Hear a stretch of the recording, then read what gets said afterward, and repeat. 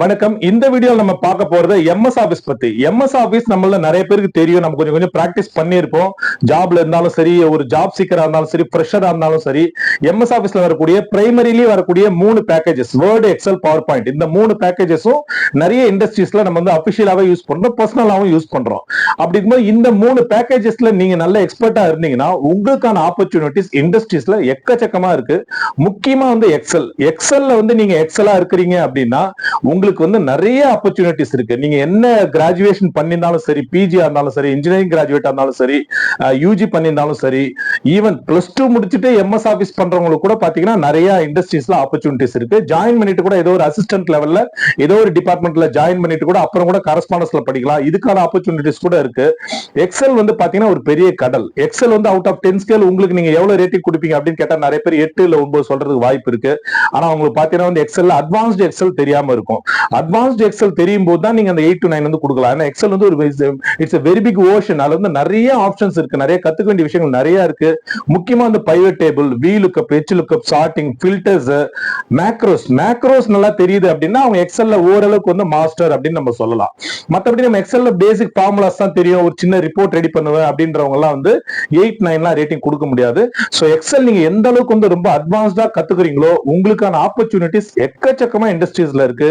நீங்க வந்து production பிளானிங்ல work பண்ணலாம், மார்க்கெட்டிங் சேல்ஸ்ல ஒர்க் பண்ணலாம், ஈவன் HR டிபார்ட்மெண்ட்ல கூட பேரோல் ப்ராசஸிங் எல்லாம் பாத்தீங்கன்னா நிறைய இண்டஸ்ட்ரீஸ்ல எக்ஸல்ல தான் போடுறாங்க.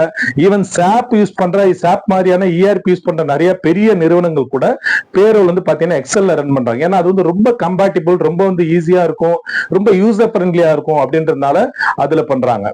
சோ அப்ப எக்ஸல்ல வந்து நீங்க நல்ல எக்ஸலா இருந்தீங்கன்னா உங்களுக்கான ஆப்பர்ச்சுனிட்டிஸ் நிறைய இருக்கு. கூடவே வந்து Word Excel, Word PowerPoint இதுவும் நீங்க கத்துக்கிட்டீங்கன்னா இந்த எம்எஸ் ஆபீஸ் பேக்கேஜ் நீங்க நல்லா கத்துக்கிட்டீங்கன்னா உங்களுக்கு நிறைய இடத்துல நிறைய ஆப்பர்ச்சுனிட்டிஸ் இருக்கு. சர்வீஸ் இண்டஸ்ட்ரியிலும் சரி, மேனுஃபேக்சரிங் இண்டஸ்ட்ரியிலும் சரி, production planning, warehouse, logistics, exports and imports, stores, purchase, இப்படி நிறைய டிபார்ட்மெண்ட்ல எக்ஸல் நல்லா தெரிஞ்சவங்க கேட்பாங்க.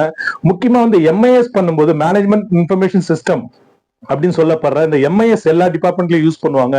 கன்சாலிடேட்டட் காம்ப்ரிஹென்சிவ் ரிப்போர்ட்டா அந்த டிபார்ட்மெண்ட்கான ஒரு ரிப்போர்ட்டா ரெடி பண்ணுவாங்க. சோ இந்த மாதிரியான MIS எல்லாம் பயன்படுத்துறதுக்கும் எக்ஸல் வந்து ரொம்ப உதவியா இருக்கும். அப்ப எக்ஸல்ல நீங்க வந்து எக்ஸலா இருந்தீங்கன்னா உங்களுக்கான ஆப்பர்ச்சுனிட்டிஸ் எக்கச்சக்கமா இருக்கு.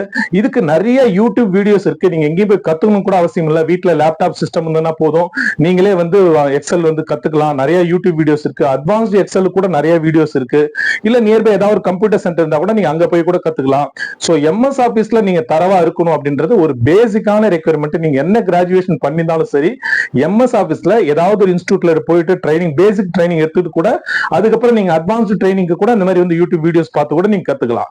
இப்படி உங்களை சுத்தி வந்து நிறைய வாய்ப்புகள் இருக்கு. இந்த வாய்ப்புகளெல்லாம் பயன்படுத்திக்கும் போது உங்களுக்கான ப்ராக்ரஸ் வந்து ரொம்ப நல்லா இருக்கும்.